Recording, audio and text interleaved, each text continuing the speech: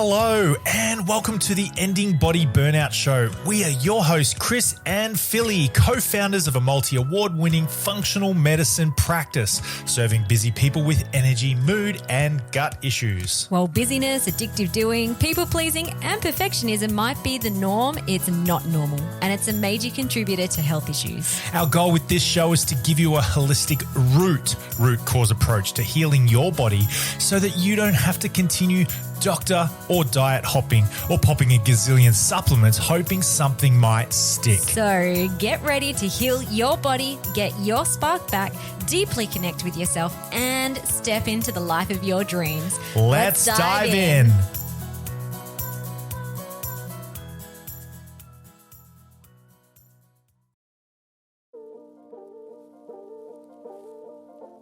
Hello, just a quick announcement before we dive into today's episode. My book, Ending Body Burnout, which I've been banging on about for the last 2-ish years, is finally being released at the end of October. For any keen beans out there, I am currently running a pre-release book sale launch where you can receive almost $300 worth of bonuses when you buy the book before it's physically released. So the bonuses include our Beating Body Burnout and Perfectionism short course, a live communicating with symptoms, intimate workshop with Chris and I, date to be announced, and also my gut movement masterclass. So head down to the show notes, buy the book, and you'll receive all these awesome bonuses. So good. All right. So in this episode, we're super excited to share with you a Connect the Dots episode with you. And it's been a while since we've done this, and I think back in June was our last one. Episode 16. In these Connect the Dots episodes, what we do is we take a listener's case and we put our detective hats on and we connect the dots to the health symptoms. We identify potential mind-body environment root causes. We suggest lab tests to confirm these imbalances. In today's episode, we're digging into a case around bloating, constipation, nausea, tiredness, burnout, and anxiety. So thank you so much, Heidi, for sending in your case and letting us investigate this on our podcast. If you'd like to have your case reviewed by us and connected the dots, and you'd like to be on a Connect the Dots episode, go to the show notes down below, click the application form link to send us your case. Awesome. So before we jump into today's case, this is for informational, educational purposes only. So this doesn't replace having an official consult with us or with your medical doctor or practitioner. So what we are discussing today is coming from a place of, of advice giving. This is not health advice. It's not medical advice. It would actually be irresponsible of us to look at someone's Google form that they sent in and be like, oh, this is what's going on with you. Do this, because we have not sat with you over an extended period of time to really understand your unique case. So this episode, or the Connect the Dots episode, is more looking or giving you another approach at looking at body burnout symptoms and taking you through our holistic body, mind, environment approach to healing. Alrighty, so let's dive into Heidi's case. So this poor soul has been struggling with some pretty intense chronic health issues since a teenager. So she wrote in with a lot of gut symptoms: bloating, constipation, nausea, vomiting, as well as other burnout symptoms: tiredness, burnout, anxiety. This listener said her health issues started after a lot of childhood trauma, constantly needing to keep busy and be a good girl by getting good grades and people pleasing. She also says that she grew up with a very anxious and emotional mother and she felt like as the child, she needed to constantly be working and helping out around the house and wasn't able to relax much. And this has continued on into adulthood. So she also said she moved out of home in year 12 with her sister and had 3 jobs to support herself, not much downtime. the not much downtime, there was not a lot of context around that. I imagine there wasn't much downtime as a teenager, but also I have a feeling this is carried on into adult life also. Okay, so we'll dig into all of that. I just wanted to give a recap of the symptoms, when it started, and also what this listener has tried so far. So she has tried quite a lot of stuff, especially around gut health. So she wrote in and said she's currently on GAPS, intro stage 4. Almost finished a 3-month liver program. So she's done, for those who don't know GAPS, it is a beautiful healing elimination diet that really takes you back to bone broths, lots of eggs in the intro stage, and then slowly over time you start introducing foods back in. For some people it works amazing, but obviously for this lady, she isn't getting anywhere fast, and sounds like she's also deep into a liver program. So she says, I've been fully committed to the GAPS program for 5 months now. That is dedication. I've been 95% sugar, dairy, gluten-free, fruit-free, white carb-free, grain-free, and following the program. I have seen some reduction in symptoms, but it's not consistent. So this is already, I start putting little question marks around this. It's like, wow, okay, so if the symptoms have reduced a little bit but not completely and not consistent, especially the gut issues, then this is no longer just about food, is what I'm going to say first and foremost for that. I think the listener also says, I think the stress of trying to adhere to the food and cooking and preparation, everything from scratch, has actually added to my stress. And we often see that too. We get a lot of people who are busy and perfectionists and overdoers, and and this can show up as a pattern in trying to heal the body as well, which then can cause more stress to the system and then therefore little to no healing. She also mentioned she's on a lot of supplements: zinc, magnesium, digestive enzymes, GABA, lipids, trace minerals. She has 1 to 2 GAP shakes with fresh carrot and beetroot juice. She's doing all the things. She's also done some testing as well. So she mentioned she's done a GI 360 stool testing, which showed up parasites, and also a SIBO breath test, which showed up positive. And she's been tested for pyrols, which is a genetic issue to do with zinc and copper, which was negative. Prior to this, she'd also tried FODMAP diets, which didn't help. Expensive antibiotics for SIBO. They are very expensive, like $500, which didn't help. And seeing 8+ naturopaths and spending thousands of dollars to no great improvement. Okay. So there's a lot going on, not only symptomatically, but she is trying really hard to heal her body. So I think we need to acknowledge that, first of all, that like you go, girl. You're obviously in the space to get results and you want to be well and you want to heal. But currently it sounds like the way in which she is going about it is feeling really frustrating, exhausting, even more stressful, and then highly likely that is probably one deep reason as to why there haven't been health resolution yet.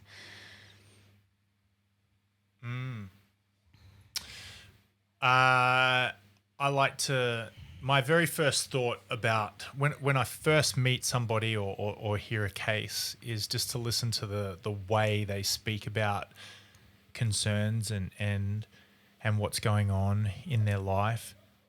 And I often think, this is a hard time. This is a challenge. And one of the non-physical ways that somebody can get better is by just shifting the language and the way that they talk about their experience. Not possessing the experience that we're going through, and also not labeling things. One thing I just caught one little snippet there about finances, like expensive tests, and it might cost, say $500, right? That might be, well, it is what it is. It's $500. By calling it expensive, sometimes, I don't know, sometimes it can be a little bit victim-y. I can't afford this. This is too hard for me. And I'm not going to cough that up. Or I've spent the money and I haven't now got the results. And so now I therefore regret. It's a waste. Right. Yeah. And I feel like I've eaten it. I've eaten this cost, and now it's coming back up to get me. And the reason why I honed in on that is because Heidi's got nausea. She's experiencing that sort of feeling sick, and the cost of these tests is making me sick. It makes me sick to think that I'm going through all of this and the supplements. Yeah, maybe it was. Doesn't really matter. Yeah, this is just the thought that's worth jotting down, contemplating, and exploring. It's like, wow, yeah, okay. Is there a more empowered language that I can use to conversate about my experience? And that's a good point, because I like to reframe too if I'm meeting with someone for a connect the dots initial consult, which is usually the first part of the process when doing our ending body burnout method. But it's like, well, you know what? It probably, like, it's not a waste, because it's got you to this point, which will then get you to that point.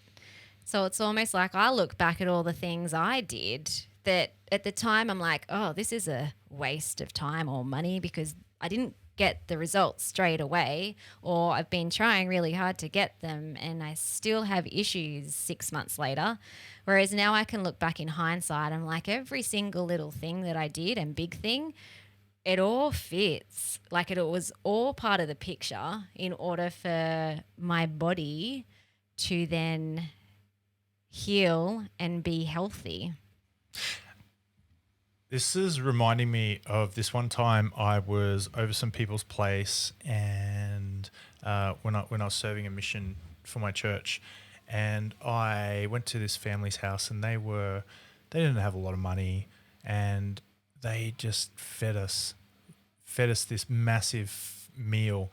And at that time, I didn't have many boundaries around eating, and I ate a lot of food, and something didn't sit right with me, and I felt nauseous, and I felt sick, and I threw up, and I felt such shame and guilt around that experience, because it was beautiful. It was a beautiful experience. I'm so grateful. And then here I am, just throwing it up, and I felt like it was a massive waste, and I felt guilt and shame. And what threw the dagger into my heart, or gut probably, was that I was hungry afterwards. and then that layered on some more shame and guilt. I don't know if that resonates with anybody. What's that got to do with this? Nausea is a symptom, and sometimes when we do things, we feel guilt and shame. And I've started to notice that when someone feels sick, it doesn't take much poking around to find the shame and guilt. And it happens more often than not that I find it hard to think it's a coincidence. Yeah. We'll dig into that a little bit later. Let's just kind of look at the two causes of body burnout. So where do we go from here with this data, with these dots on a page? So we believe that there are two causes of body burnout and chronic health issues. So there's either physical inflammatories or metaphysical inflammatories. And in actual fact, there's always both. Yeah. So if only one side is addressed, if only the physical body is being addressed, which it sounds like this is what this lady has done a lot of work around, especially around the gut and the liver. Lots of beautiful, lovely, wonderful physical work, but it's unlikely to get long-lasting results or any results at all if the metaphysical inflammatories aren't being addressed either, which is kind of what Chris was talking about in terms of shame and guilt, and we'll talk deeper about that one in a secchi. So let's dig into both of these. Let's start off with the physical side of things. And I want to talk about the body systems more specifically. So it sounds like this lady is experiencing significant chronic gut issues. So yeah, it would make sense for someone to look at the gut. It's like, I'm feeling the issues in my gut. Well, therefore, it must be a gut issue. So in this case, I think like she did a great job, or whoever she was working with, prescribing a stool test and a SIBO test to really get an understanding of what's going on in the gut. And it looks like this listener, has got some results or some answers around that. So there is SIBO, there are parasites, there is dysbiosis.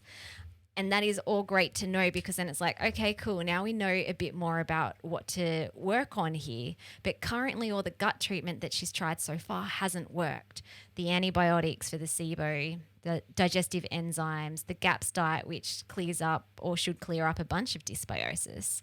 Something that I think about with SIBO and really stubborn gut symptoms that aren't really improving with other methods is using the elemental diet. So I thought I'd just drop that in, that if that's an avenue that this person hasn't tried yet, then the elemental diet is incredibly effective at clearing out SIBO. So that's basically 2 weeks of a special formulated shake, no food, that feeds Yummy. the host, feeds the host, but not the bacteria. And so then the bacteria in the small intestines die off.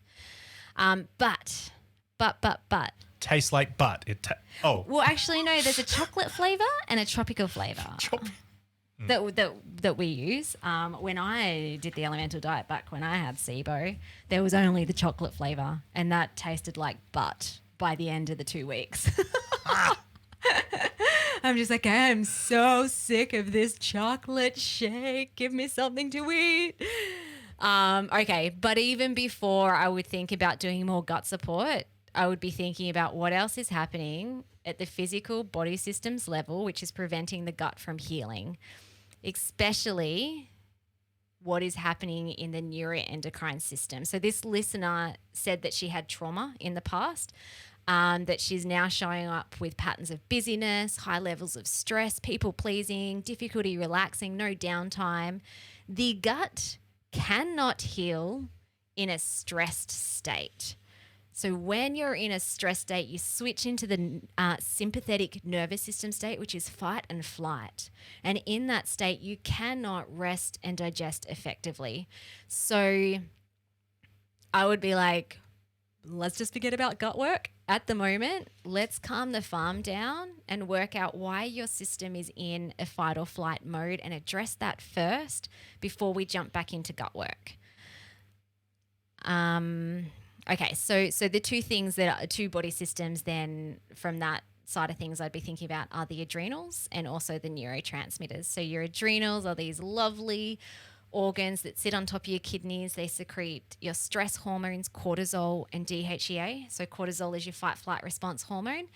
Cortisol is great. We would all be dead if we didn't produce cortisol because it keeps us safe. It is also really good for energy production. But if you're not regulating your stress hormones, or if you've had a lot of chronic stressors, and that also could now be physical stresses as well as metaphysical stresses, as well as like trauma and then like just day-to-day life living, then over time your hormones deplete and you just can't regulate yourself effectively anymore. So you'll always stay in a chronic state of fight or flight. So definitely be thinking about testing the adrenals. And then also the brain. So neurotransmitters that are really important to help regulate the nervous system and just so important for every chemical reaction in our body. Serotonin, dopamine and adrenaline. So adrenaline's a bit more like that cortisol. When you're experiencing stressors or inflammation, whether it's physical or metaphysical, your body is producing a lot of adrenaline because it's the fight-flight brain chemical as well. So it's like, I am not safe, I'm feeling stress, I'm feeling pain, something bad is about to happen, so I have to inject a whole heap of adrenaline to fight or to get out of this dangerous situation. And when I talk about dangerous situation, generally, you know, they're probably was dangerous stuff in the past, and maybe there might be in the present, but most of the time they're invisible, not real dangers. It's just that your whole body can't regulate very effectively now, and now everything feels dangerous. So I'd be thinking about testing the neurotransmitters, which we do using a lovely organic acid test that looks at your brain via your urine, which is just amazing. And the other body system I want to mention before we move on to metaphysical root causes is the other detox pathways. So she did mention that she completed a 3-month detox program. I am assuming that this was not based on testing, because it sounds like she's only done gut testing. So my first question would be, did it even need to be addressed? Like, maybe the liver's actually fine, all the detox pathways, but also maybe it's not. And then generally speaking, I wouldn't be trying to detox until the gut is healed. So one, I would actually do some specific testing. Do you need support with detox? And also what type of support? Because there are a bunch of different markers and different pathways in the body and different nutrients that support the clearance of toxins from the body, that may need different type of support. So potentially she might have been using the wrong types of supplements. And yeah, you generally don't really want to detox until the gut is healed, because one of the major ways the liver gets rid of toxins from the body is it dumps it back into the gut via the gallbladder and the bile, which, by the way, if there's chronic nausea, I also think that there potentially might be bile issues. So liver dumps the toxins back into the gut via the bile, and then you should be able to poo it all out. Now, if she's got SIBO and parasites and dysbiosis and things and constipation and things aren't going and flowing through the body as it should, then those toxins are just going to get recirculated back into the system, stressing the whole body out. And this is where I often see, not so much in our clinic because we do it in a very safe order when the person is ready, but I have seen a lot of other people get really sick when they're detoxing, and there's this kind of myth in the natural therapies that it's like it's good to feel crap when you're detoxing, purge it, vomit, diarrhea, stay in bed for a week. I'm like, no, actually, like, yeah. This is starting to sound like high intensity physical. CrossFit. High intensity physical exercise. This is that version of that. It's like no pain, no gain. If you're not detoxing to death, are you really even detoxing, man? Yeah, right? Yeah. Now, like, if any clients are listening and they're like, I got symptoms, generally, like, do you not like? Generally, like, most people do feel some sort of detoxing type symptoms, but, you know, it's usually mild. Like, for me, I remember I had a bunch of cystic acne show up on my jawline. Now, that's not fun and it wasn't pretty, but it didn't prevent me from mothering or working. I got a bit of a headache over my right eyebrow, and weirdly enough, my nose just excreted balls of oil. Awesome. But, you know, that's I feel like that is okay. If it's to the extreme where it's just like I can't sleep because I've got high anxiety and insomnia and I'm so itchy and I'm like vomiting and pooing out everything, then not good. Yep. Okay.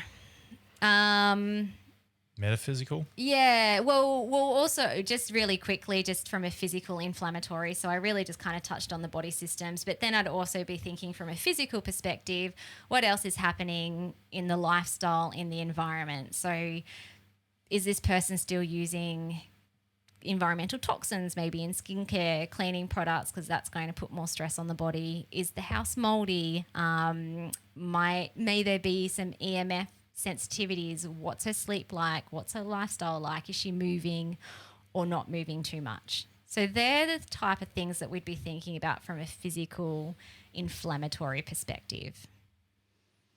Metaphysical. Yay! Chris is like, come on. I'm on the edge of my get seat. through the science. I love the science. So, okay. By the way, metaphysical is science as well. It is absolutely science and structure and process and research backed. So okay, so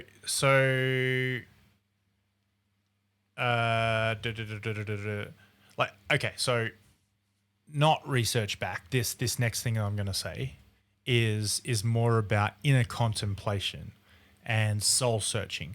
So there's a saying, as within, so without, as above, so below, and I think when I help someone with physical pain, say when I was doing massage, someone comes to me with a pain in, let's just say a pain in the back, lower back. It's the issue is rarely at the specific site of the pain. It's rarely that. And there's a saying to go upstream, downstream. So you go look above and you look below. And then first off, you go within. You go as close to the center as you possibly can. There's an analogy here. So as above, so below, as without, so within, upstream, downstream. So upstream, downstream. Conscious. What are you aware of? What are some things that straight up are coming to the surface? Let's talk about symptoms. There's these symptoms. So we've got constipation, tiredness, worried, anxiety, bloating, anxiety, burnout, all that sort of stuff. So I think, okay, now what's underneath all of that? Every behavior has a belief underneath. Constipation is a behavior. It's a behavior of the body. Sometimes, mostly all the time, there might be some sort of unconscious messaging in there. And what is that? What's constipation? Constipation could be refusal to let go of old ideas, hanging on to your crap, right? Stuck in the past, stinginess, all that sort of stuff, tight-waddedness. Then you've got tiredness as a symptom. That's what you're aware of, but what's underneath all of that? What sort of beliefs are underneath that tiredness? Are you investing your energy in things that have little to no value to you? Are you over prioritizing the urgent things and not so much living a value-driven life, purpose-filled life? Bloating. What's bloating? Bloating's trying to get out. Something's trying to get out. Distension. It's a pressure from within. You got this something inside of you is just trying to get out, but you're holding in your crap. And then you got nausea. So something's making you feel sick. And then the next question that I would ask if I didn't know this is, what's your past been like? What's growing up been like for you? And now we know from Heidi's case notes that there was trauma, there was childhood trauma, and that as within, so without, as above, so below, the things that happen in our life that we experience find a way to get into us. And yeah, we might talk a bit more about trauma side of things as well, because if someone has trauma in the past that hasn't been addressed, it is 100% a deeper root cause of gut issues, anxiety, and fatigue. Yeah. Like it is, because we're an interconnected being. So I'll get scientific now as well, in that what actually happens when you experience trauma or distressing events, because trauma, sometimes people think that trauma is, rape and domestic violence and being in a war and maybe a really traumatic accident. Which it is. It definitely is. But it's not only that, right? Yeah, so I actually like to use the term just distressing events. What has happened in the past that caused distress to your brain, your nervous system, your body, your emotions. And sometimes the distressing event can be, if you look back and it's just like, oh, that was really innocent. Doesn't that happen to every child? I just had a normal, happy upbringing.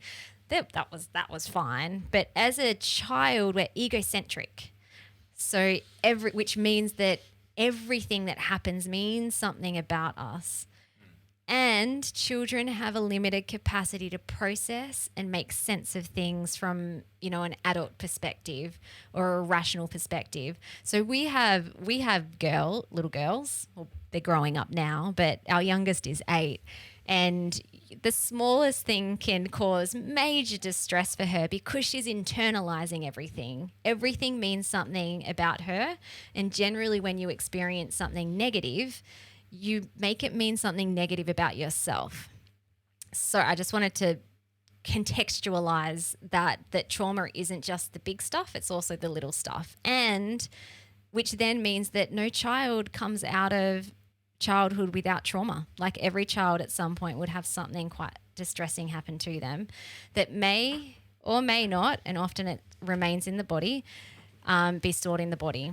So when something happens, trauma, distressing event, instead of, if you are feeling this sudden explosion of cortisol and adrenaline, so going back to the brain and the adrenals, and your body can't process it that very effectively and it's feeling really intense and you're not able to really rationalize it the way that we might as an adult, then instead of that memory or that event or series of things that happen, the situation, getting stored in the hippocampus and being time-stamped as done, you can stay in the past now, you're just a memory. Look, we can retrieve it, but it's just neutral.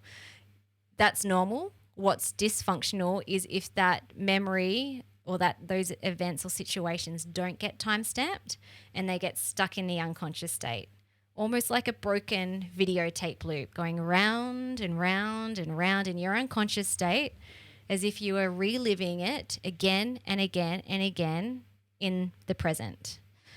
And so then if you think about that, that's going to have major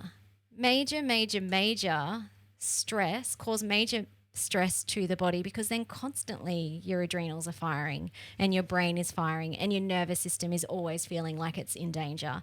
Then that's going to break down the gut. Then that's going to overwhelm the detox pathways. Then that's going to cause more stress to the adrenals and the brain. So it just becomes this vicious cycle. So if we go back to what Chris said around constipation, having things stuck or blocked in your body, or feeling like you need to crap something out but you're holding on to it. Well, yeah, like, yes, this is like scientifically what's happening when there is trauma.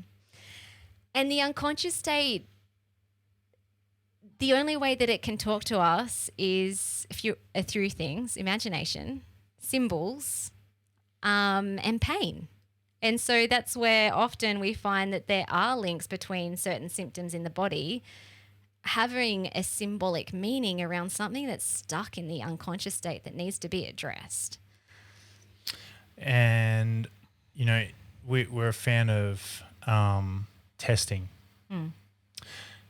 Sometimes when it comes to metaphysical testing, we like to use what we call outlet. We have outlets where our clients can plug their thoughts into the outlet, not a physical outlet, but a metaphorical outlet, like journaling, and with some specific work to do.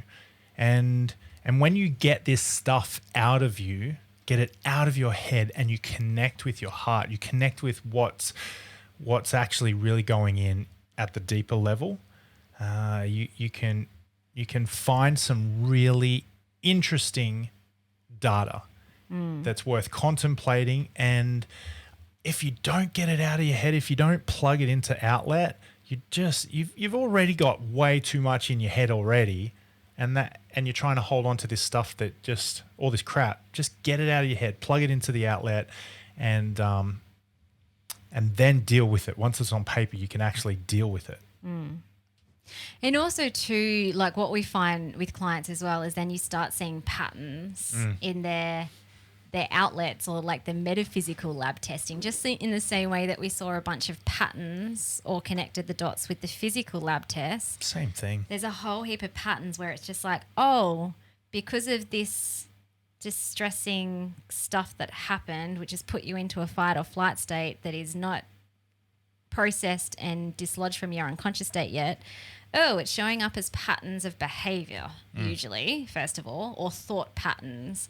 So going back to Heidi's case, the people pleasing, the getting good grades, the good girl.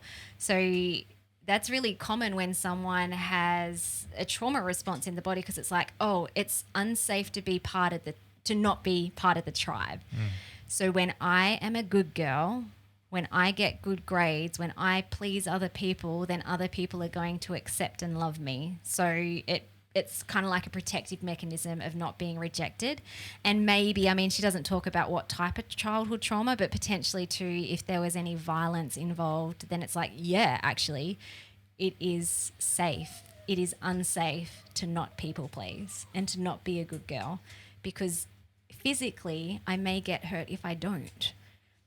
And even though someone may grow up and not be in that environment anymore, they're in a safe environment, the unconscious state doesn't know that, because it's playing around these videotape loops that are going round and round and round, happening now. That's the psychological bloat right there. It's this pressure from within. Every behavior has a belief underneath, or if you think about bloating as a metaphor for psychological or emotional pressure,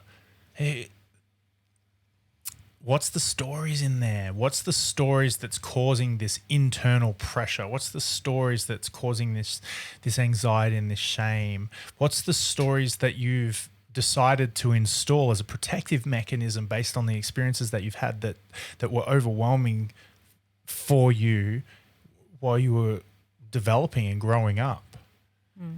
And then once you've got that out, well, you plug that in and you can see all those dots, you can connect it, and you can start to actually deal with it. And what I found really interesting too is we've had some clients in the past who have done maybe something like EMDR, which can clear trauma, but then they were still left with all these shame, guilt, self-limiting beliefs that were often created during that time. So although the unconscious state or nervous system was back into a state of calm when they thought about certain events, there was all this other baggage that had been created, programmed, wired into the body around, and like specifically around deeper dysfunctional beliefs that they have about themselves and their worth as a human. So trauma, like, oh my goodness, if someone's trauma must be addressed. So when we're working with clients, we do this really specifically at the unconscious level, because it kind of makes sense. Talk therapy can only be helpful for so long, because when you think about our mind, we're 5% conscious and 95% unconscious. So we must go down into the unconscious state to switch off, heal trauma, and also reprogram, rewire any self-limiting beliefs that are causing dysfunctional patterns that are leading to burnout, and also causing really directly symptoms. One more thing on that is the shame about doing more work. Do you know what I mean? Like, I've already done so much. That's almost like there's a little force field that just got put up when you say that. There's a little energetic, or, you know, I'm thinking of Star Wars or something like that, like a deflector beam. You can't get if you can just be vulnerable enough to just keep going, keep this work going, you're doing such a great job. Yes, you've done a lot. Can you do more? And if you're still experiencing symptoms, then there's still more to do, right? So yeah, you've done a lot. Good job. Keep going. What's the leftovers? Everyone's got to put their plate in the dishwasher in our home. You know, once you finish the meal, you put it in. I don't know. I think I do the dishwasher the most. Yes, you do. But along finish the job. Along the lines what you were saying too, I mean, it's a bit of a segue, but it's like, yeah, there's like, if you haven't got the results yet, there's more work to be done. And this is going back to the original thought of, you're not just treating the physical body physically, there must also be the metaphysical testing and addressing. And here's the thing, if you continue addressing the physical over and over and over again, maybe doing the same things, maybe trying different things, and there's stuff stuck in the unconscious state, it's not going to get very long-lasting results, and it can actually cause more trauma because your unconscious mind feels like it doesn't matter yet again if you aren't listening to why the unconscious mind is sending you messages via the body to get your attention. And that pain is always there to protect you, to love you, to serve you. And if you're just flogging it with physical stuff only, then it's just like, oh my goodness, it's like, how am I going to get this person to listen to me? They're not listening to me. They don't love me. Oh, that's just cementing even further dysfunctional beliefs that I'm unlovable, not good enough, not worthy, whatever it is. And so when you listen to yourself, these pain, these symptoms, as frustrating as they are highly likely right now, they are only ever there to try and bring you back to realign with yourself, to deeply connect with yourself, and to love yourself the way that you were born to do before you started picking up weird beliefs and lies about yourself. All right, awesome. So I think that wraps it up. Hope this helped everyone to gain a different perspective on gut issues and looking at physical health symptoms in a more holistic approach, and also the power and the results that can come when you address body burnout from both a physical and a metaphysical inflammatory perspective. So as Chris mentioned earlier, if you'd like to get your own case anonymously reviewed on the Connect the Dots episode, just go down to the show notes, click the application form link, and you can send us your case. And also, one last little announcement. If you're really like, oh, I love what these guys are talking about, this deeper root cause approach, this holistic approach to healing, grab a copy of my new book, Ending Body Burnout. We go over the whole holistic approach in that book. And also just a reminder that if you purchase it before the end of October, the pre-release launch bonuses, you will receive almost $300 worth of awesome bonuses. So just jump down to those show notes and you can buy the book today. Thanks so much for joining us, guys. It's been a good one.